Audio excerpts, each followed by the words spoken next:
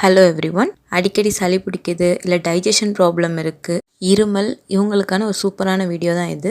இதுக்கு முதல்ல பட்டை, கிராம்பு, ஏலக்காய், திப்பிலி, நல்ல மிளகு,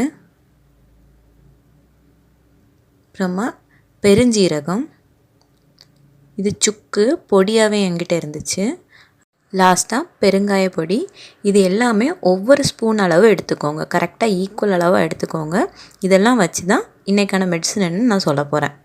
இதுக்கெல்லாம் கூடவே நமக்கு தேவை இன்னொரு பொருள் சர்க்கரை. நம்ம எடுத்துருக்க மற்ற பொருளுக்கு 4 மடங்கு சர்க்கரை எடுத்துக்கணும். அப்படின்னா இதெல்லாம் ஒரு ஸ்பூன் எடுத்துருக்கோன்னா சர்க்கரை 4 ஸ்பூன் தேவைப்படும். இது எல்லாத்தையுமே ஒரு மிக்சி ஜாருக்கு மாற்றி நல்லா பொடி பண்ணி எடுத்துக்கணும். நல்லா பொடிச்சு எடுத்ததுக்கப்புறமா இதை நல்லா அரிச்சிக்கோங்க. அரிசி கீழே எடுக்கிற போர்ஷன் தான் நம்ம யூஸ் பண்ண போகிறோம்.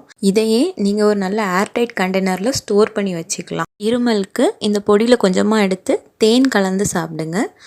டைஜஷன் ப்ராப்ளம்க்கு 1 கப் சுடு தண்ணி எடுத்து இதில் 1 ஸ்பூன் போட்டு நல்லா மிக்ஸ் பண்ணி குடிங்க. இனி அடுத்து டேப்லெட் எப்படி பண்ணுறது அப்படிங்கிறதுக்கான மெத்தட் தான் இது. அடுப்பு எப்போவுமே சிம்லே இருக்கட்டும். ஒரு 4 ஸ்பூன் சர்க்கரை சொன்ன மாதிரி போட்டுக்கோங்க, 4 மடங்கு. அதில் தண்ணி ஊற்றி நல்லா மிக்ஸ் பண்ணுங்கள். மேக்ஸிமம் மிக்ஸ் பண்ணுறது கிளாக் வைஸ் டைரக்ஷன்னு சொல்லுவோம். அதாவது ஒரே சைடு கிளாக் எப்படி சுற்றுமோ அந்த டைரக்ஷன்லேயே கிண்டி விடுங்க.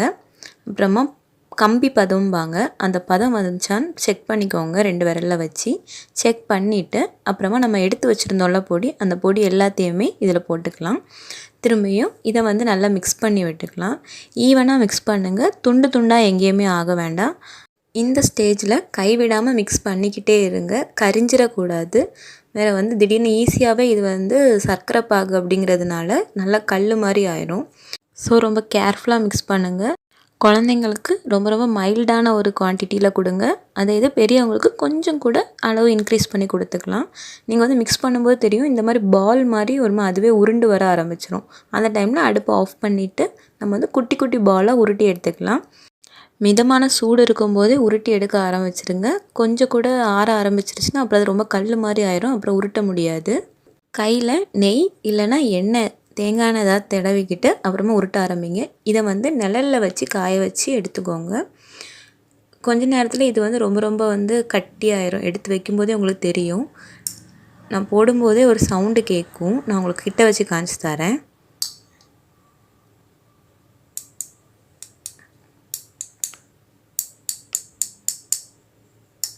கேட்டிங்களா? இந்த மாதிரி சவுண்டு கேட்க ஆரம்பிச்சிரும்.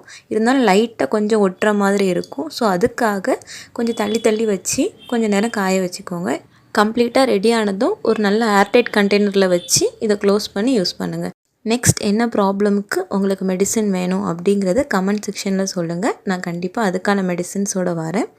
இந்த வீடியோ 1 இல்லை 2 பேருக்காவது பயனுள்ளதாக இருக்கும்னு நான் நம்புகிறேன். தேங்க்யூ.